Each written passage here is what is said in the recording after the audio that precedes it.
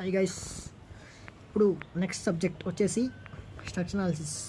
Structure అనాలిసిస్లో సారే previous year question paper చూస్తే సారే మనకి చేతిలో 40 మార్క్స్ ఇచ్చేస్తున్నాడు.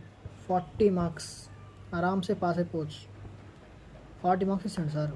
ఎలా అంటే పార్ట్ ఏ అనేది mid 1, mid 2, previous year questions, assignment 1, ఈ 4లో మొత్తం రౌండ్గా 25 క్వశ్చన్స్ ఉన్నాయి. 25 to 30 క్వశ్చన్స్, 25 to 30 క్వశ్చన్స్ దాంట్లో రిపీట్ అయినవి ఉన్నాయి. మ్యాథ్స్ ఒక 20 అనుకుంటే 20 క్వశ్చన్స్ అనేది థియరీ చదువుకుంటే 20కి 20 వస్తాయి పార్ట్ ఏ.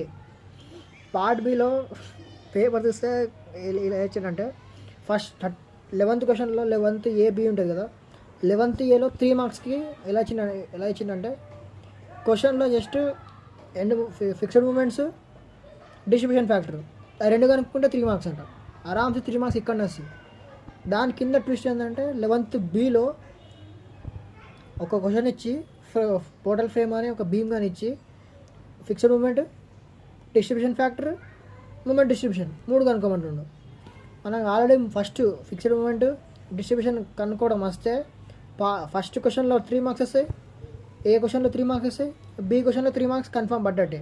ఇంకా మూమెంట్ డిస్ట్రిబ్యూషన్ ఏదో ఒకటి షో చేసినా అయిపోతుంది. సో 8 మార్క్స్కి 6 మార్క్స్ కంపల్సరీ వస్తాయి ఏ క్వశ్చన్ అయినా కానీ.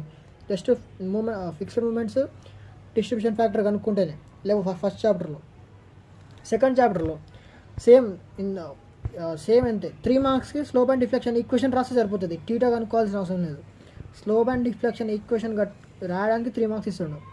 మళ్ళీ 12th బిలో ఒక క్వశ్చన్ ఇస్తాడు. కంటిన్యూస్ బీమ్ అని ఇచ్చి ఫుల్ ఒక క్వశ్చన్ ఇచ్చేస్తున్నాడు. ఫిక్స్డ్ మూమెంట్ కనుక్కోవాలి, ఏమంటారు డిస్ట్రిబ్యూషన్ ఫ్యాక్టర్ కనుక్కోవాలి, స్లోప్ అండ్ డిఫ్లెక్షన్ ఈక్వేషన్ కనుక్కోవాలి, టీటా కనుక్కోవాలి. మనకి ఫిక్స్డ్ మూమెంట్ ఇది కనుక్కోవడం వచ్చు, స్లోప్ అండ్ డిఫ్లెక్షన్ రాయడం వచ్చు. సో ఫస్ట్ 12th ఏలో 3 మార్క్స్, 12th బిలో 3 మార్క్స్, 6 మార్క్స్ వచ్చేసినట్టే. 2 మార్క్స్ కోసం కథలు పడాలి అంతే. ఇప్పుడు ఆ క్వశ్చన్స్లో థర్డ్ చాప్టర్ కూడా అంతే ఇచ్చిండు.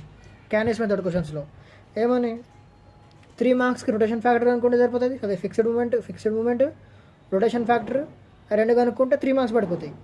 మళ్ళీ దాని కింద ప్రాబ్లమ్ ఏమని ఫుల్ ప్రాబ్లం వేసాడు 5 మార్క్స్కి. దాంట్లో మనం జస్ట్ పైన 2-3 స్టెప్స్ చేసినా 3 మార్క్స్ పడిపోతాయి. సో ఎటు చూసినా సేఫే ఉంది. 40 మార్క్స్ అయితే ఎటు ఎస్ఏ అలా ఇచ్చాడు పేపర్. So prepare well.